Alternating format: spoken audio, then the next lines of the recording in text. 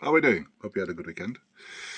A question I'm asked sometimes, especially a first meeting with a client, is what do I think? Do I think it's better for counseling to take place face to face, or do I think it's better if it happens online, which is what I do?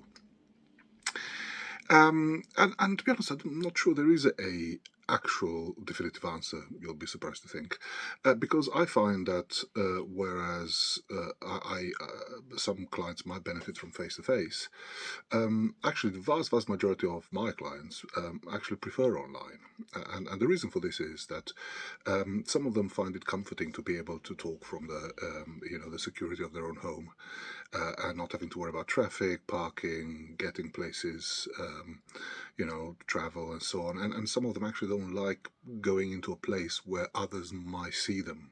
Um, and I know this is strange that in this day and age we still have a bit of a taboo about mental health, but some people still feel that way.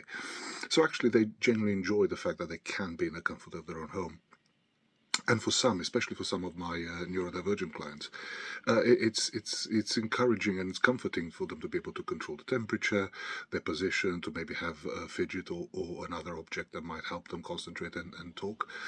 So actually, online is perfectly fine. Now, I know in a classical sense, counseling should be face to face, where we can observe the body, where we can get to make that connection and all the rest of it. But in fact, online works just as fine, especially for certain types of people. Now, in my experience, the only people that haven't really benefit from the online experience is people who actually the thing they want to talk about is at home. So actually, they'll benefit from going away somewhere because the problem they want to share or the problem they want to work on is actually at home. Um, so for those people, this is true that obviously face to face will be a better option.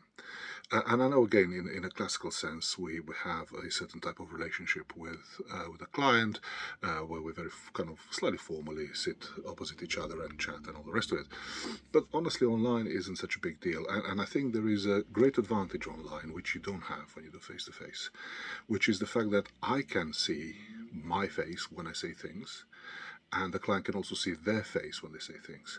So I can observe my reaction and the way I say things, and I can observe theirs, and the other way around. And it's interesting how sometimes people see themselves as hearing things, if that makes sense. So actually, I think there is an advantage, and there is actually a form of therapy using mirrors for the face-to-face experience, where both the counselor and the client face the mirror, and therefore can see each other's reaction. So you already have that experience on Zoom. So from that point of view, you can establish a connection. Now, clearly, it's also a personal preference. Some people prefer to keep that element separate from their home, where I go away and I do things, and that's perfectly cool, and I totally respect that. And some people, again, just prefer the security of not having to go anywhere and being comfortable at home, and somehow that conduces people to talk. So the answer to this question, to be honest with you, is really is find somebody you prefer. I have had online meetings with clients. I always offer free initial assessments because I want to make sure that I can help before I charge somebody. And they've really enjoyed the experience, and they really wanted potentially to continue with me, but they generally wanted somebody face to face, and that's perfectly cool. I don't mind that at all. There is no obligation in that interaction, but also I appreciate that people deal with things in different ways. So whereas I generally don't think that doing work, this type of work online, is a detriment or is problematic, clearly it's not necessarily better or worse than being face to face. It's just different, and for some people, it works really, really well. So, if you think about starting therapy of any sense, or counselling, or so, whatever, just basically find out what works for you. That's the most important bit at the end of the day. Anyway, I hope you have a good rest of the week, and whatever you're going through, you are managing to keep on top of.